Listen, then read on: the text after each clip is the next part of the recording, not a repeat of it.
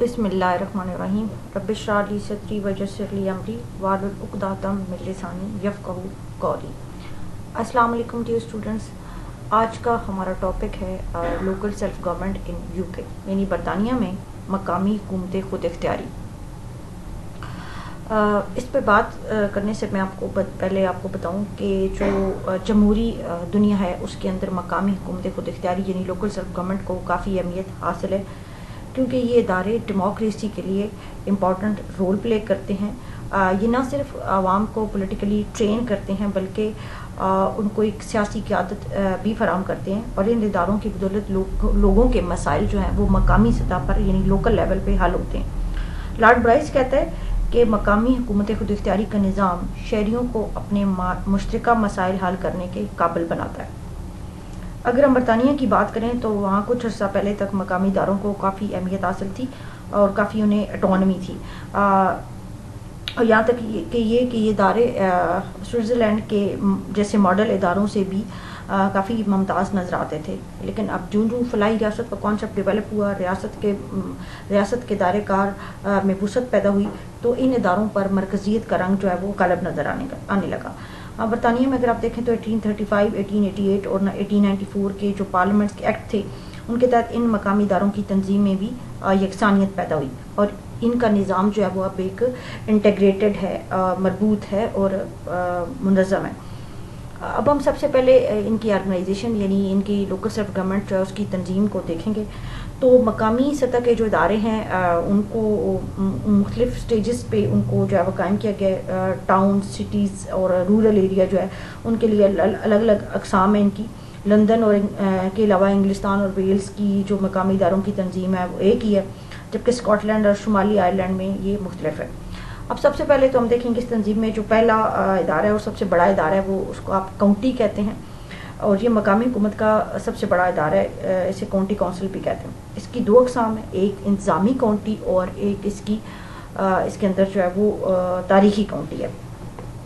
تاریخی کاؤنٹی کو پارلیمانی حلقہ اور عدالتی نظام میں تنظیمی اکائی کے طور پر استعمال کیا جاتا ہے، جبکہ مقامی حکومت کے اصل فرائض انتظامی کاؤنٹی سر انجام دیتی ہے۔ اس وقت انگلستان میں تقریباً اور ویلز میں 62 انتظامی کاؤنٹیاں اور 52 کے قریب جو ہیں وہ تاریخی کاؤنٹی ہیں۔ اس کی فرج جو تنظیم ہے آپ اس کو دیکھیں کہ اس میں ایک انتظامی کاؤنٹی کے اندر ایک کاؤنٹی کونسل ہے جو ایک چیئرمین، متعدد ایلڈرمین اور کونسلوں پر مشتمل ہوتی ہے۔ کونسلوں کا انتخاب کاؤنٹی کے باشندے 3 سال کے لیے کرتے ہیں، اور اسی طرح سے یہ ان کا پورا ایک سٹرکچر ہے۔ اختیارات و فرائض اگر ہم اس کے دیکھیں یعنی پاورز اینڈ فنکشنز، تو اس میں جیسا کہ آپ جانتے ہیں کہ مقامی حکومتوں کے کیا فرائض ہوتے ہیں، جیسے کہ تعلیم کو فروغ دینا، صحت عامہ کی سہولتیں فراہم کرنا، سڑکوں اور پلوں کی تعمیر، زراعت کی ترقی کے لیے منصوبے بنانا، ٹیکسز کلیکٹ کرنا، ناپ تول کے نظام کی نگرانی، اور جسٹس آف پیس اینڈ کونسلروں کی جو ایک جوائنٹ کمیٹی ہے اس کے ذریعے پولیس کو کنٹرول کرنا، یعنی یہ ان کے مختلف فرائض ہیں۔ اب دوسرے نمبر پہ جو ہے ہمارے پاس وہ ہے ڈسٹرکٹس یعنی اضلاع۔ تو ہر انتظامی کاؤنٹی کے اندر جو وہ کئی اضلاع ہیں، ان کی بھی 2 اقسام ہیں، رورل ڈسٹرکٹس اور اربن ڈسٹرکٹس۔ رورل ڈسٹرکٹس کی جو تعداد ہے وہ 572 ہے اور اربن ڈسٹرکٹس کی تعداد 575 ہے۔ یہ ہوتا ہی ہے کہ جب ایک جو رورل ڈسٹرکٹ ہے اس کی آبادی خاص حد سے تجاوز کر دی جاتی ہے تو اسے اربن ڈسٹرکٹ کا اسٹیٹس جو ہے دے دیا جاتا ہے۔ پھر اسی طرح سے اس کی تنظیم میں بھی اگر آپ دیکھیں تو ہر ضلع کے اندر ایک ضلع کونسل بھی ہے۔ اس میں مختلف کونسلرز جو ہیں ہر ضلع کے اندر اس کی تعداد مختلف ہوتی ہے۔ آبادی کے تناسب سے کاؤنٹی کونسل کی طرف سے یہ مقرر کی جاتی ہے۔ ہر پیرش سے ایک نمائندہ ڈسٹرکٹ کونسل کے اجلاس میں شریک ہوتا ہے۔ پیرش ہم آگے پڑھیں گے، یہ سب سے چھوٹا یونٹ ہے مقامی حکومتوں کا۔ تو ہر شہری ضلع کونسل کے فرائض اس لحاظ سے وسیع ہیں کہ شہری علاقوں کے مسائل جو ہیں اور تقاضے رورل ایریا سے فرق ہوتے ہیں۔ ضلع کونسل کے عام فرائض میں کیا ہے کہ سڑکوں، پلوں، اسکولوں اور ڈسپنسریوں کی تعلیم، صحت و صفائی اور فراہمی آب رسانی، پانی وغیرہ، سینیٹیشن، یہ سب کام جو ہیں وہ ان کے ذمہ آتے ہیں۔ پھر اس کے بعد ہمارے پاس ہے برو۔ ہر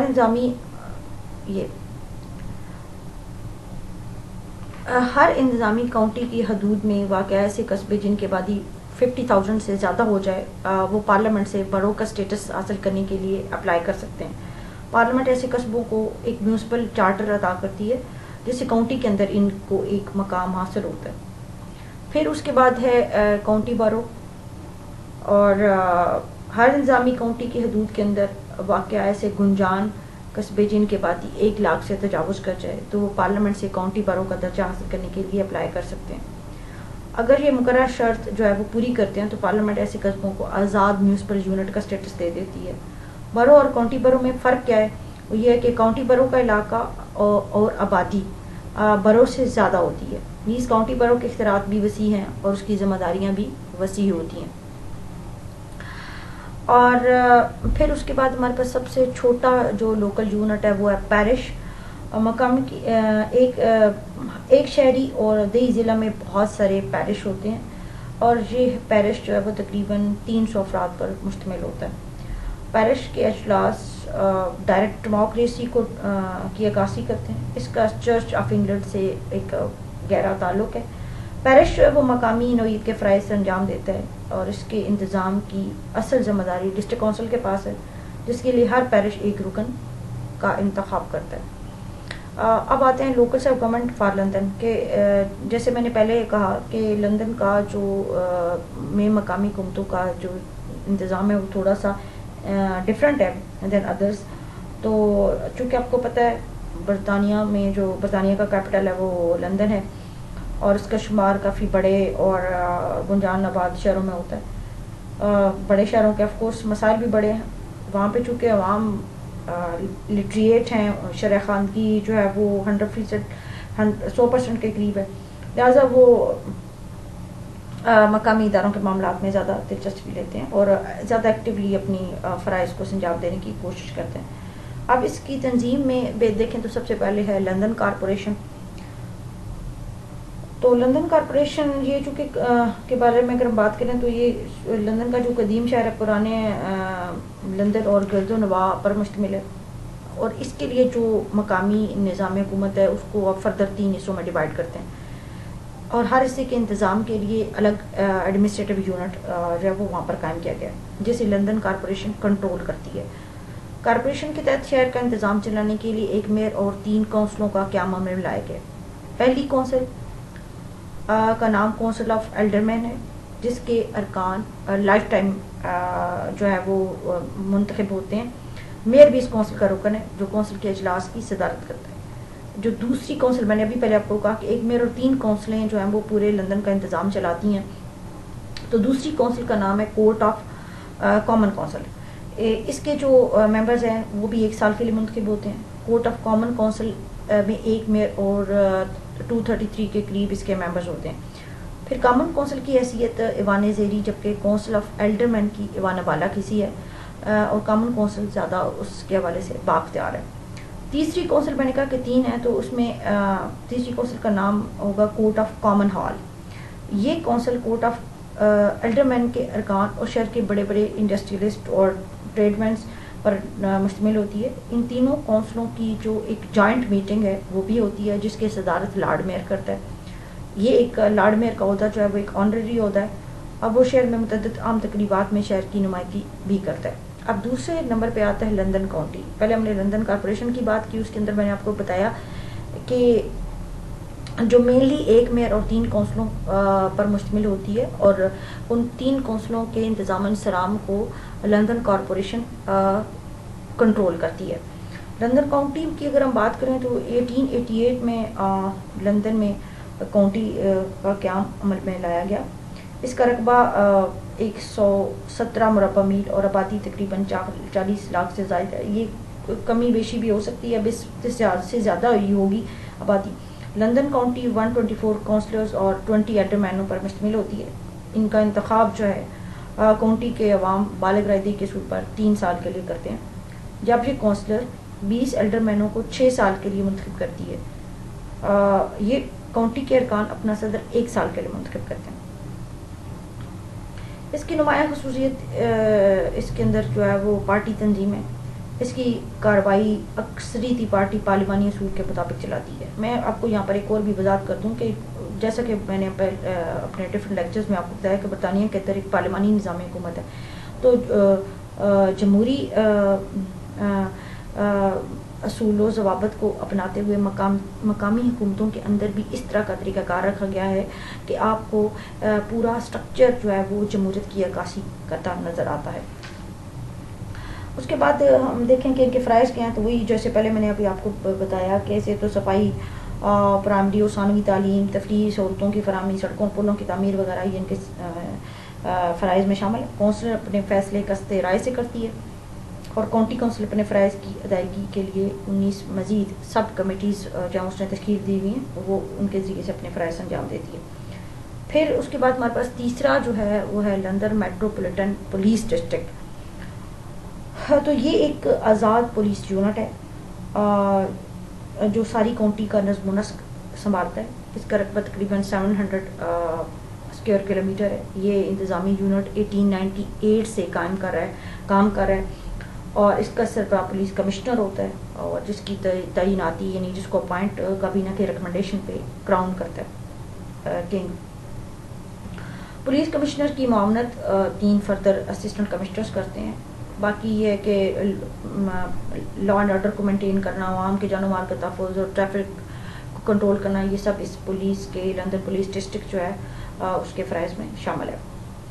Then we will talk about control of central government over local government۔ میں نے آپ کو بتایا ہے انیشلی کہ برطانیہ کے اندر یونٹری فارم آف گورنمنٹ ہے، اور یونٹری فارم آف گورنمنٹ سے مراد یہ کہ آپ کے جو اختیارات ہیں زیادہ تر وہ کانسٹیٹیوشنلی وہ مرکز کے پاس ہیں، لیکن مرکز کو انتظامی سہولت کے لیے کچھ اختیارات لوکل باڈیز کو سونپ دیتا ہے، کیونکہ گراس روٹ لیول پہ انہوں نے انتظام چلانا ہوتا ہے۔ لیکن ایسا نہیں ہوتا کہ اختیارات ڈیلیگیٹ کرنے کے بعد ان کے اوپر چیک جو ہے وہ نہ رکھا جائے، بلکہ جو سینٹرل گورنمنٹ ہے وہ مقامی اداروں کی کارکردگی کے اوپر چیک رکھتی ہے۔ اب کیسے یہ چیک رکھتی ہے مرکزی حکومت، اس کے حوالے سے اگر آپ دیکھیں اور وہ کیا ریزنز ہیں جس کی وجہ سے اسے یہ کرنا پڑتا ہے۔ سب سے پہلے تو یہ کہ کانسیپٹ آف ویلفیئر اسٹیٹ، کہ ریاست کا فلاحی جو کانسیپٹ ہے، فلاحی ریاست کا جو تصور ہے وہ آج کل کے ماڈرن پیریڈ میں ڈیولپ ہو چکا ہے۔ ریاست کی بہت زیادہ ذمہ داریاں ہو گئی ہیں جس کی وجہ سے اسے معاملاتی زندگی میں انٹرفیئر کرنا پڑتا ہے۔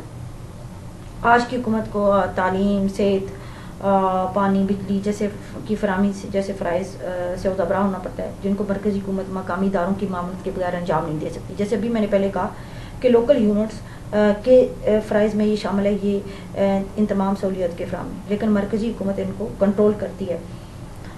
پھر پارلیمنٹ کا کنٹرول بھی ہے۔ اگر اس حوالے سے ہم دیکھیں کہ پارلیمنٹ کیسے کنٹرول کرتی ہے مقامی اداروں کو، تو میں نے آپ کو پہلے بھی بتایا کہ پارلیمنٹری نظام کے اندر یہ ہے کہ مرکز پارلیمنٹ جو ہے وہ قومی اداروں کی سرگرمیوں کو منضبط کرنے کے لیے لیجسلیشن کرتی ہے، اور پھر ان قوانین کے ذریعے مقامی اداروں کے اختیارات میں کمی بیشی کر سکتی ہے، قرضوں اور کے حوالے سے اور امداد کی فراہمی اور منصوبہ بندی جیسے امور جو ہے وہ طے پاتے ہیں۔ اس سے کیا ہوتا ہے کہ مقامی اداروں کے معاملات میں پارلیمنٹ کے عمل دخل میں اضافہ ہوتا ہے۔ کاؤنٹی کے مختلف انتظامی یونٹ ہوتے ہیں، جب کوئی یونٹ برو کا درجہ حاصل کر لیتا ہے تو پارلیمنٹ سے درخواست کرتا ہے۔ جیسے ابھی پہلے میں نے بات کی کہ کوئی اگر رورل ڈسٹرکٹ اس کی آبادی خاص حد سے بڑھ جائے تو وہ اپلائی کر سکتا ہے پارلیمنٹ کو نیکسٹ ہائر اسٹیٹس کے لیے، وہ اس کو اربن ڈسٹرکٹ میں۔ اسی طرح سے برو جو ہے وہ کاؤنٹی برو میں جا سکتی ہے۔ تو اس طرح سے پارلیمنٹ ان کو کنٹرول بھی کرتی ہے۔ پھر ایڈمنسٹریٹو کنٹرول کے حوالے سے اگر ہم بات کریں تو جو ہے مرکزی حکومت ڈفرینٹ ڈپارٹمنٹس کی پرفارمنس کو اس کی نگرانی کرتی ہے، ان کی سرگرمیوں کو کنٹرول کرتی ہے۔ جو انٹیریئر منسٹری ہوتی ہے، محکمہ داخلہ، ان اداروں کے حدود میں امن و امان کی صورتحال پر نگاہ رکھتی ہے اور ان اداروں کو ضروری ہدایات دیتی ہے۔ دوسرے کئی محکمہ تعلیم سے تعمیرات، وزارت خزانہ بھی ان اداروں کی رہنمائی اور نگرانی کرتے ہیں۔ جوڈیشل کنٹرول کے حوالے سے اگر ہم بات کریں تو جتنے بھی لوکل گورنمنٹ کے انسٹیٹیوشنز برطانیہ کے اندر، ان کے لیے بھی ضروری ہے کہ وہ قانون کی پاسداری کریں اور قانون کے دائرۂ کار میں رہتے ہوئے اپنے فرائض سر انجام دیں۔ اگر کوئی ادارہ قانون سے تجاوز کرتا ہے تو یا کوئی ادارہ کسی فرد کے حقوق سلب کرتا ہے تو کوئی بھی شخص عدلیہ سے رجوع کر سکتا ہے۔ قانون کی خلاف ورزی کی صورت میں جو ہے وہ عدالت حکم امتناعی، فائن وغیرہ بھی جو ہے وہ کر سکتی ہے۔ پھر مرکزی حکومت کے ایسے قوانین جو مقامی اداروں سے متعلقہ ہیں اگر ان میں کوئی ایمبیگوٹی ہے تو ان کی تشریح بھی کا فریضہ بھی عدلیہ کے ذمہ ہے. پھر فائنینشیل کنٹرول کی ہم بات کریں یعنی مالیاتی کنٹرول، تو مقامی اداروں کو اپنی منصوبوں کی تکمیل کے لیے آف کورس فنڈز کی ضرورت ہوتی ہے، جس کے لیے وہ مرکزی حکومت کی محتاج ہوتی ہیں. مرکزی حکومت مقامی اداروں کو فنڈز اور گرانٹس دیتی ہے، اور آف کورس گرانٹس اور فنڈز دینے کے بعد اس بات کی کو بھی میک شور کرتی ہے کہ آیا ان کی طرف سے جو فنڈز ریلیز کیے گئے ہیں وہ پراپرلی وہ یوٹیلائز ہو رہے ہیں یا نہیں.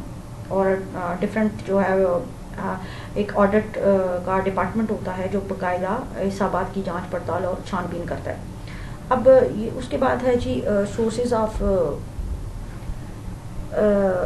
انکم آف لوکل باڈیز، یعنی وہ کون سے آمدنی کے ذرائع ہیں، یعنی مقامی حکومتوں کے ذرائع آمدنی کیا ہیں، وہ کن سے وہ اپنے ریسورسز حاصل کرتی ہے. ایک تو سب سے پہلی بات کہ گرانٹس آف سینٹرل گورنمنٹ، یعنی مرکزی حکومت کی طرف سے امداد.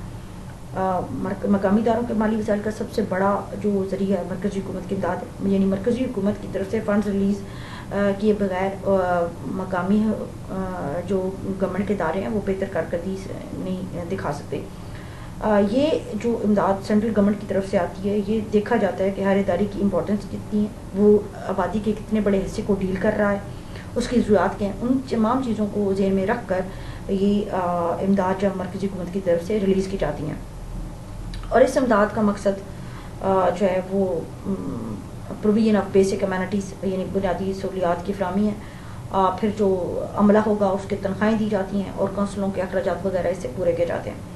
پھر دوسرا بڑا سورس جو ہے ان کا لوکل ٹیکسز، یعنی ان مقامی حکومتوں کے جو ادارے ہیں سب سے بڑا ان کا جو ہے سورس دوسرا بڑا وہ ٹیکسز ہیں. محاصل کیسے حاصل ہوتے ہیں، یعنی امارات، پراپرٹی کے اوپر، جائیداد کی لین دین، سیل پرچیز، اور جو کنسٹرکشن، تو ان پہ جو ٹیکس ہے اس سے یہ حاصل ہوتے ہیں. اور مقامی اداروں کی آمدنی کا 1/3 ان ٹیکسوں سے حاصل ہوتا ہے. یعنی اس کے بتانے کا یہ مقصد ہے کہ 1/3 جو ہے وہ زیادہ تر ان لوکل ٹیکسز ہیں ان سے حاصل ہوتا ہے. پھر املاک کے کرائے یعنی رینٹ آف پراپرٹیز.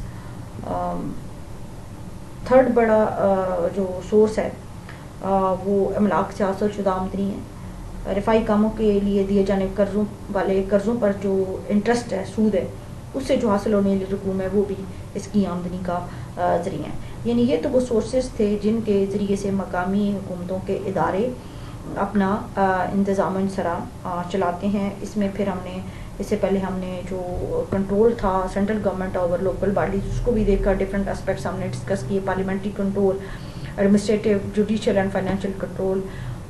پھر شروع میں اس کی آرگنائزیشن ہم نے دیکھی. یہ تو ہمارا تھا آج کا ٹاپک 4th ایئر.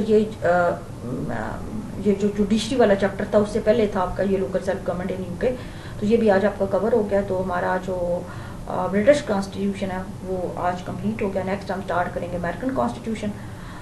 ٹل دین اللہ حافظ. پاکستان زندہ باد.